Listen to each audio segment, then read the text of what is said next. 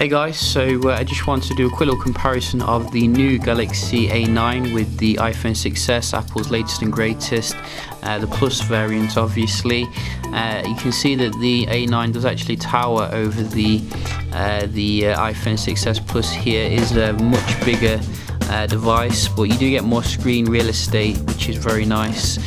Both of them feel as premium as each other, but obviously the iPhone is much more metallic design. So I wanted to see how the cameras actually compared here. We're getting 13 megapixel versus 12 megapixel, and I just want to see as well the day-to-day kind of performance you can expect.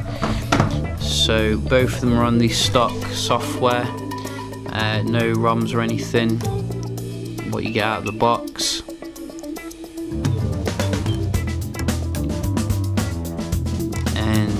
See, iPhone has it locked down when it comes to the boot up. Still, much better in terms of the speed. The Samsung not too far behind though, and it's coming with the Snapdragon 652. So I don't think I've done a speed test before with this particular processor, and we can have a look how it compares against the Apple A9. So I'm just going to open up some day-to-day stuff. Also, we do have Wish. So I think it takes a little bit longer to connect to the Wi-Fi. So I did notice the iPhone was a bit quicker there. About the same for that one. So I think we're on about 1.1. 2.1 to the A9. 3.1 to the A9. Very nice. Music. Very close, that one, probably too close to call really. We do have the weather. Oh, again, very close. I think maybe the iPhone there, so I'm going to give it 3.2 just to be on the fair side. Clock. Oh, that's not the clock. See, so it looks like it is the clock, but it's not. So we'll just open music again, and we will go back to the clock. So a little bit faster here, I think. 4.2. App Store. So I think that was quicker here, but it didn't have to load as much on the iPhone. We'll do that again for fairness. So go. Well, not a huge difference really. We do have as well the S Health somewhere around here. So maybe a little bit quicker to come up here on the iPhone for that. We do also have the cameras. So I think that was quite similar. Obviously the iPhone has a receptacle, whereas this didn't. So it might look like it did come up faster, but it didn't, if you ask me. So really very similar performance here. Very impressive actually from the Snapdragon 652.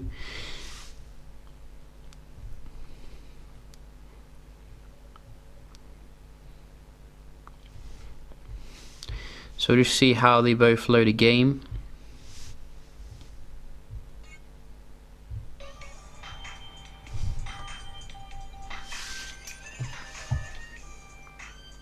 So obviously the A9 a little bit faster when it comes to loading the game, which is nice. So generally I'd say it's about a draw when it comes to the day-to-day stuff really. Some things are faster on the A9, some are on the iPhone, but when it comes to the game, I think it was a little bit more quicker on the iPhone. So if you're into gaming, maybe that's something to consider here if you're looking at these two handsets. We can just have a look as well at the browsing performance on both of them using the stock browsers that we do have. So we can just go to some random sites here, such as Yahoo, and a little bit faster here on the right maybe. What else do we have? Again, on the right you can see it loaded stuff a little bit quicker there. What about Verge? So we can just go to Verge.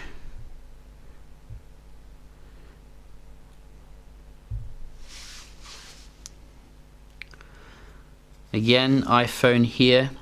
Maybe the rendering not the Snapdragon 652's strong point. I do notice a little bit of lag as well when moving down the screen here. You can see it is a little bit loady, but I do love the massive display there. Look at the amount of content you can get on that. That's ridiculous. You know, that is absolutely awesome for like a web browsing experience. And the screen looks amazing as well, like the AMOLED viewing angle. But I think the iPhone is a little bit quicker, if you ask me, when it comes to loading stuff on the page. So something to consider here if you are into your web browsing. We can just have a look as well at the speed of the Wi-Fi's here. I have already done a speed test with the A9 and it got a very mid-secure score. Maybe it was the time of the day, so we'll just do it again here, nice and quick. You can see that's a lot better. So, you know, we're getting quite nice speed here. Not the best, but you know, no one's going to be complaining there, I don't think. And iPhone should always give us a strong showing.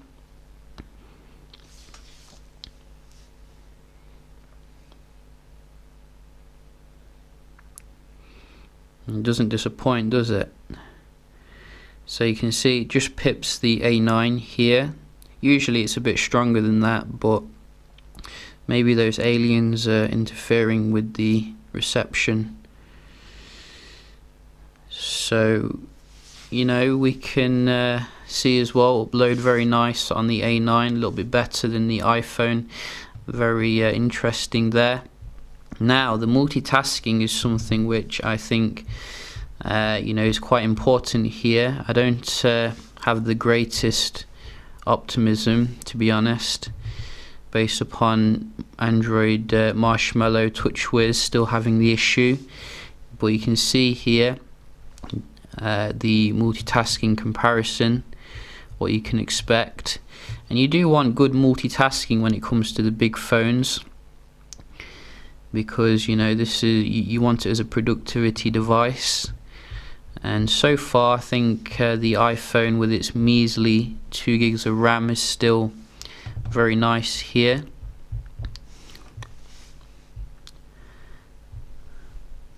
So open up a few more. Music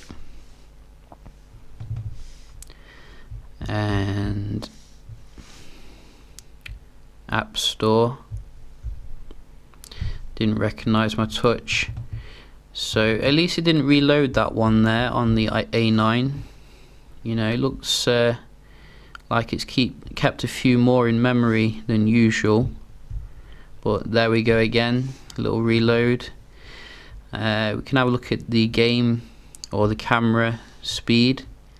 How fast can you go back into the camera? So about the same. And finally the game.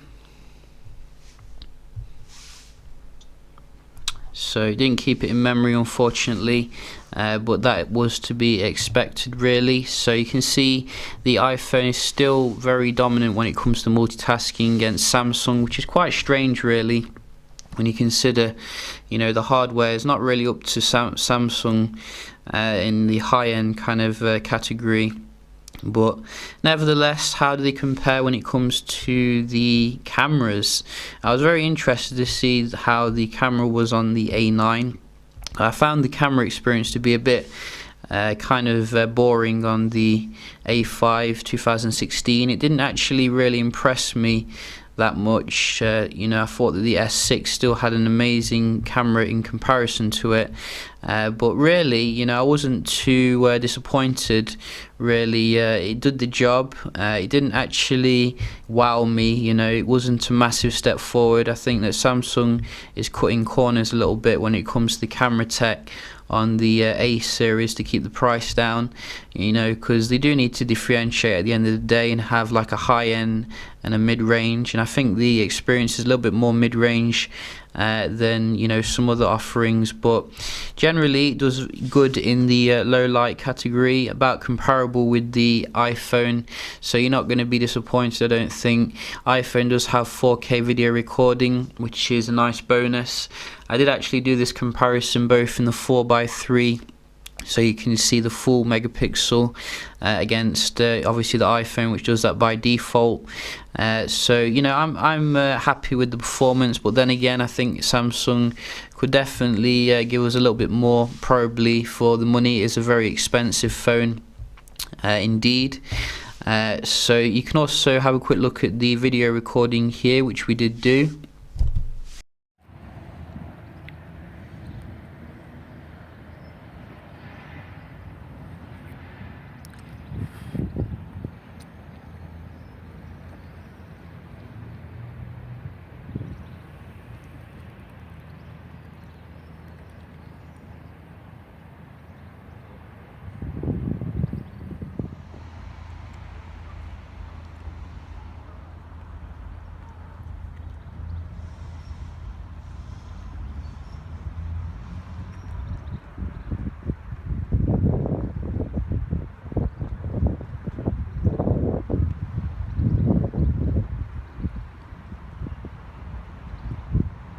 One area which I think the iPhone was a lot stronger was the actual handling of like the background exposure.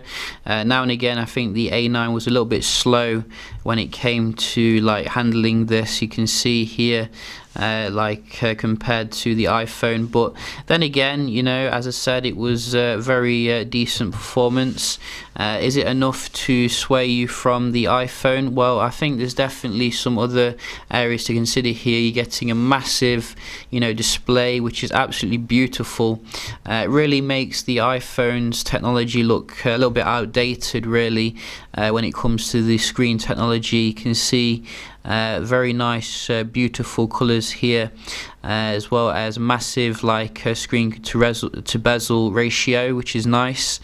You're getting obviously a glass construction, which will appeal to some people. Personally, I do enjoy the metallic build because it's a bit more durable, but I do like the glass feel in the hand. I think it feels fantastic. You're also getting fast charging, obviously, which is very nice. Massive 4000 mAh battery. I think the battery is probably going to be a little bit better than the iPhone, but not by much, really.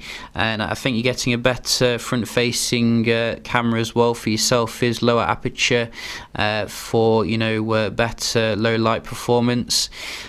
So yeah, plenty of reasons to go for the Galaxy A9 here. What do you think? Do you think that Samsung's done enough here to make a nice mid to high range device which compares with the iPhone? Do leave a comment. Hope you enjoyed the video, and I'll see you in the next one. Cheers.